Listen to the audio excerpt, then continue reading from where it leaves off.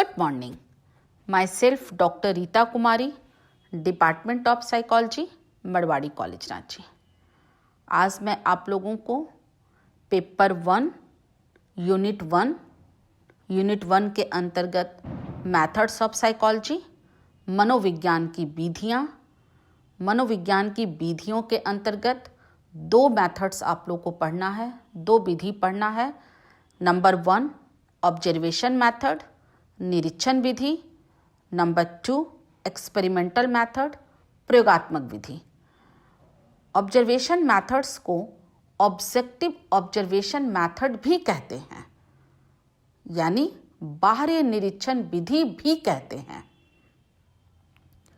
आज मैं आप लोगों को व्हाट इज ऑब्जर्वेशन मेथड्स, निरीक्षण विधि किसे कहते हैं और उसके गुण एवं दोषों पर चर्चा करेंगे।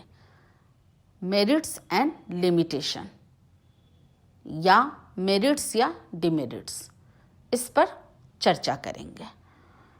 निरीक्षण विधि, निरीक्षण शब्द से ही, ऑब्जर्वेशन शब्द से ही पता चलता है कि किसी भी वस्तु, व्यक्ति, ऑब्जेक्ट्स, उत्तेजना, स्टिमुलस को ऑब्जर्व करना, देखना, है ना। तो ये देखना शब्द जो होता है वो बाहरी और आंतरिक दोनों होता है और इसे मनोविज्ञान की दूसरी विधि माना गया है। साइकोलॉजी में बहुत सारी विधियां हैं। पहले एक बार मैं आप लोगों को, ये पढ़ना 2 विधि है, लेकिन मैं कुछ और विधियों पर चर्चा कर देती हूँ। इसे दूसरा क्यों कहा गया है? सबसे पहला विधि है अंतः निरीक्षण विधि, इंट्रोस्पेक्टिव मेथड्स। नंबर 2 बाहरी निरीक्षण विधि, objective observation methods. Number 3 experimental method, प्रयोगात्मक विधि। नंबर 4 इंटरव्यू मेथड, साक्षात्कार विधि। नंबर 5 प्रश्नावली विधि, questionnaires method. Number 6 case study method, Hindi में भी केस अध्ययन विधि।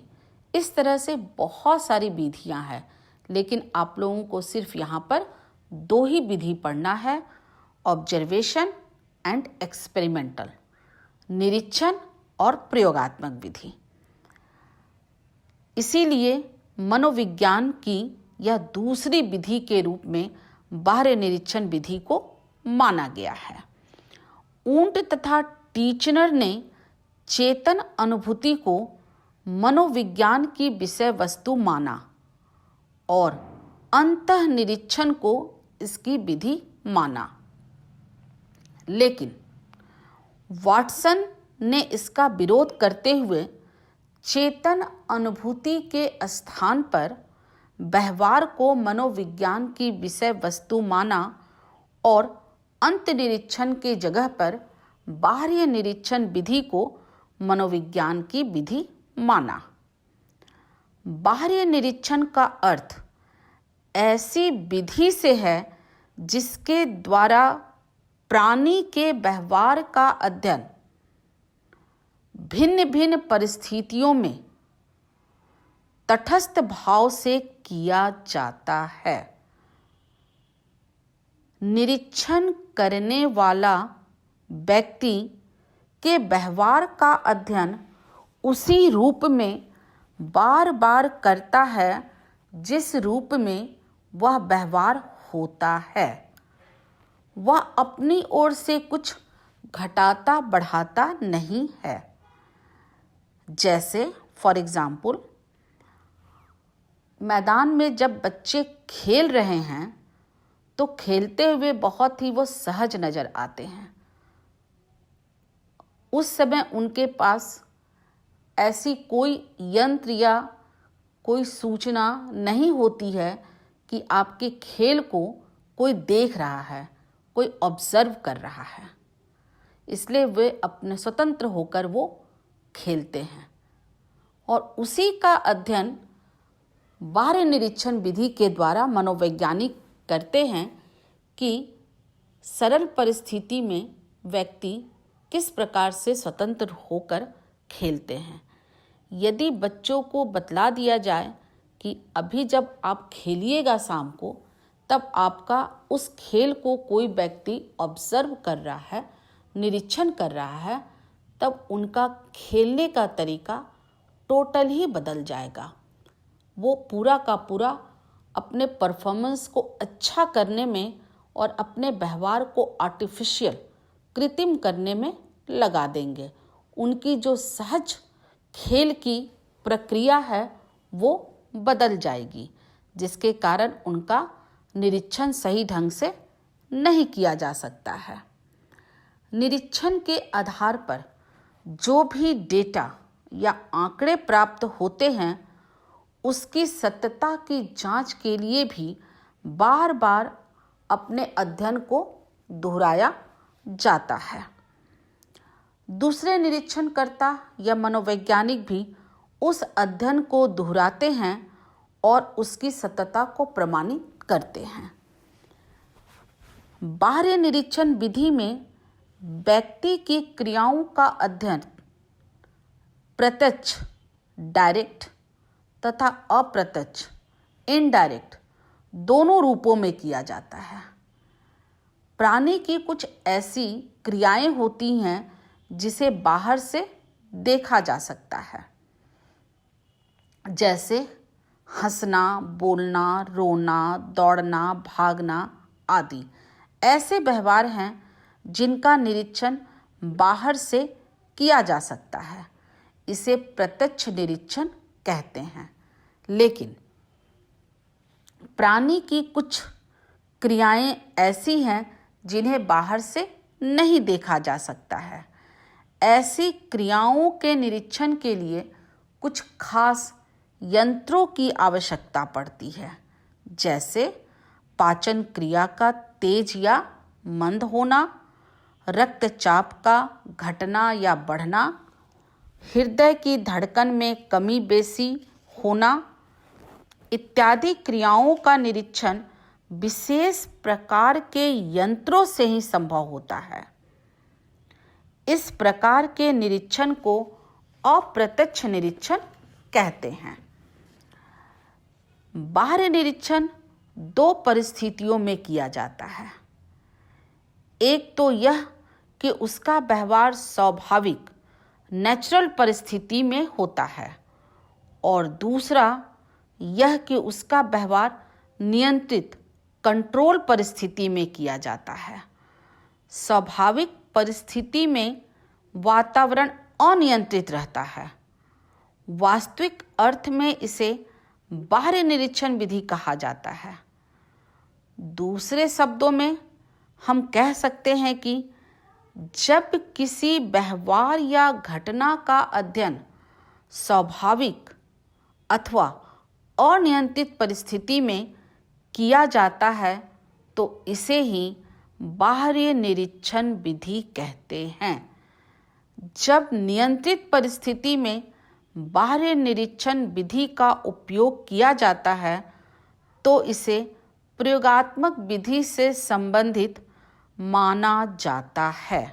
लेकिन प्रयोग विधि का व्यवहार जब मनुष्य पर किया जाता है तो इससे बाह्य निरीक्षण के साथ साथ अंतः निरीक्षण का व्यवहार भी प्रायः किया जाता है। जब परिस्थितियां नियंत्रित हो जाती हैं और नियंत्रित कर कर किसी व्यक्ति के व्यवहारों का अध्ययन किया जाता है, तब व्यक्ति के जो ओरिजिनल, स्वाभाविक, नेचुरल व्यवहार जो होते हैं वो टोटल ही आर्टिफिशियल हो जाते हैं और व्यक्ति अपने को अच्छे से अच्छे ढंग से प्रस्तुत करने की कोशिश करता है।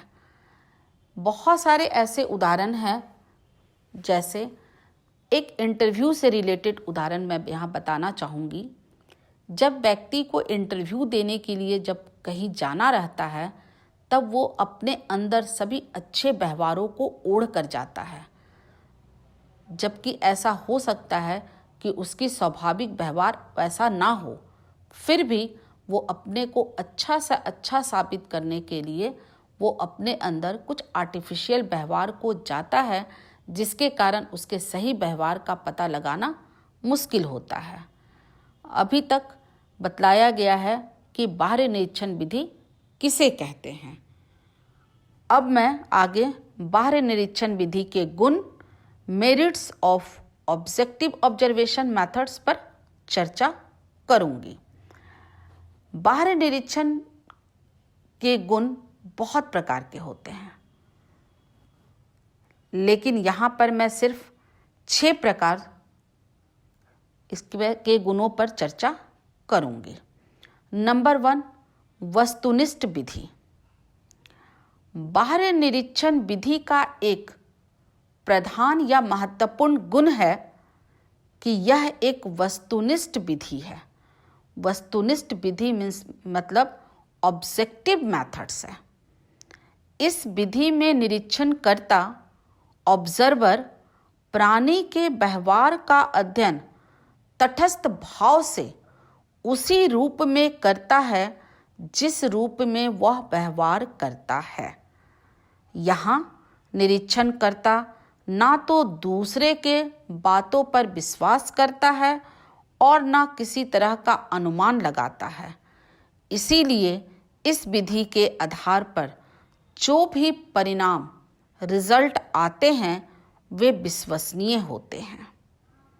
नंबर 2, पुनरावृत्ति, रिपीटेशन।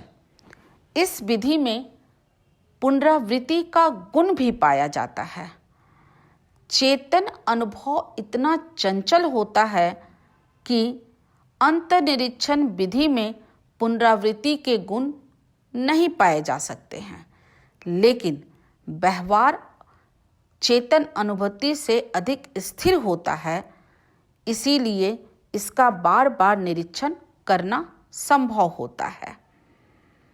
नंबर 3, प्रमाणीकरण, वेरिफिकेशन। इस विधि में प्रमाणीकरण का गुण भी देखा जाता है। एक निरीक्षणकर्ता का निष्कर्ष कहाँ तक सत्य है, इसकी जांच कोई दूसरा निरीक्षणकर्ता या ऑब्जर्वर आराम से कर सकता है। नंबर 4, व्यापक क्षेत्र, वाइड स्कोप। बाह्य निरीक्षण विधि के अध्ययन विषय का क्षेत्र काफ़ी व्यापक है। ये सभी प्रकार के लोगों पर किया जा सकता है, जैसे पागल, गूंगे, बहरे, सभी पर बाह्य निरीक्षण विधि के द्वारा प्रयोग किया जा सकता है। नंबर 5, समय तथा श्रम की बचत, टाइम एंड लेबर सेविंग। इसमें एक साथ बहुत लोगों का उपयोग नहीं किया जा सकता है, लेकिन एक व्यक्ति पर जो किया गया निरीक्षण है वो अनेक व्यक्तियों के अध्ययन में करने से अधिक मेहनत करनी पड़ती है और समय भी अधिक लगता है। लेकिन बाह्य निरीक्षण विधि में सभी व्यक्तियों का अध्ययन एक साथ संभव हो सकता है, क्योंकि खेल के मैदान में जब 10 बच्चे खेलते हैं तो उनका एक व्यक्ति निरीक्षणकर्ता ऑब्जर्वर 10 को एक साथ ऑब्जर्व कर सकता है, जिससे समय तथा श्रम की बचत होती है और अंत निरीक्षण विधि में ये संभव नहीं होता है। नंबर 6, मात्रात्मक अध्ययन। बाह्य निरीक्षण में एक गुण यह भी है कि इस विधि में ऐसे आंकड़े, ऐसे डेटा प्राप्त होते हैं जिनका मात्रात्मक एवं सांख्यिकीय विश्लेषण किया जा सकता है। इस प्रकार स्पष्ट है कि निरीक्षण विधि के कुछ गुण ऐसे होते हैं। बाह्य निरीक्षण विधि के दोष, demerits of objective observation methods. Number 1, चेतन अनुभव के प्रत्यक्ष अध्ययन की अयोग्यता। Inability to study conscious experience directly. बाह्य निरीक्षण विधि के द्वारा व्यक्ति की चेतन अनुभूति का प्रत्यक्ष अध्ययन संभव नहीं होता है। मनोविज्ञान में व्यक्ति के व्यवहार के साथ साथ उसके अनुभव का भी अध्ययन किया जाता है। बिना व्यवहार के अनुभव की कोई रूपरेखा नहीं हो सकती है। नंबर 2, अनियंत्रित परिस्थिति, अनकंट्रोल्ड सिचुएशन। इसके किसी विषय का अध्ययन अनियंत्रित परिस्थिति में किया जाता है, अतः किसी परिणाम के कारण का ठीक ठीक पता नहीं चल सकता है। कहने का तात्पर्य यह है कि मान ले कोई बच्चा रो रहा है और हम बाह्य निरीक्षण द्वारा यह पता लगाना चाहेंगे कि इसके रोने का कारण क्या है। यहाँ रोने के लिए अनेक कारण हो सकते हैं, जैसे संभव है उसे भूख लगी होगी, शारीरिक पीड़ा होगी, या माँ की अनुपस्थिति के कारण रो रहा है, या किसी दूसरे कारण से रो रहा है। इसीलिए रोने के कारण का ठीक ठीक पता लगाना कठिन होता है। यह तभी संभव है जबकि परिस्थिति नियंत्रित हो। नंबर 3, भिन्न अनुभवों की अभिन्न अभिव्यक्ति, similar expression of dissimilar experience. कभी कभी यह विधि व्यवहार की समुचित व्याख्या करने में सफल नहीं होता है। कभी कभी दो चेतन अनुभूतियों की अभिव्यक्ति एक ही तरह होता है। जब कोई व्यक्ति दौड़ा जा रहा है तो यह कहना कठिन है कि वह भय से दौड़ रहा है या क्रोध से दौड़ रहा है या किसी और कारण से दौड़ रहा है।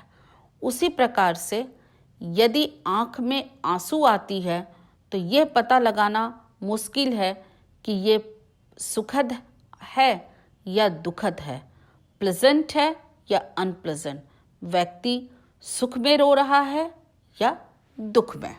नंबर 4, अस्वाभाविक अध्ययन, अननेचुरल स्टडी। इसके अध्ययन से यह पता चलता है कि प्राणी जब किसी के व्यवहार के अंतर्गत निरीक्षण के क्षेत्र में आता है तो उसका व्यवहार अस्वाभाविक हो जाता है। अक्सर देखा जाता है कि व्यक्ति का जैसा व्यवहार अकेले में होता है वैसा व्यवहार दूसरे की अनुपस्थिति में नहीं हो पाता है, क्योंकि व्यक्ति, ऐसे भी कहा गया है, man is a very complicated person, मनुष्य एक जटिल प्राणी है। वो सिचुएशन के आधार पर अपने व्यवहारों को बदल लेता है। नंबर 5, व्यक्तिगत कारक, पर्सनल फैक्टर्स। इस विधि का एक दोष यह भी है कि प्राणी के व्यवहार के निरीक्षण तथा इसके विश्लेषण एवं व्याख्या पर निरीक्षक की मनोवृत्ति, एटीट्यूड, पूर्वधारणा, प्रेजुडिस, आवश्यकता, नीड, प्रशिक्षण, ट्रेनिंग आदि व्यक्तिगत फैक्टर्स का, पर्सनल फैक्टर्स का भी काफ़ी हद तक प्रभाव पड़ता है, जिसके कारण उसके दोष पूर्ण निष्कर्ष संभव हो पाते हैं।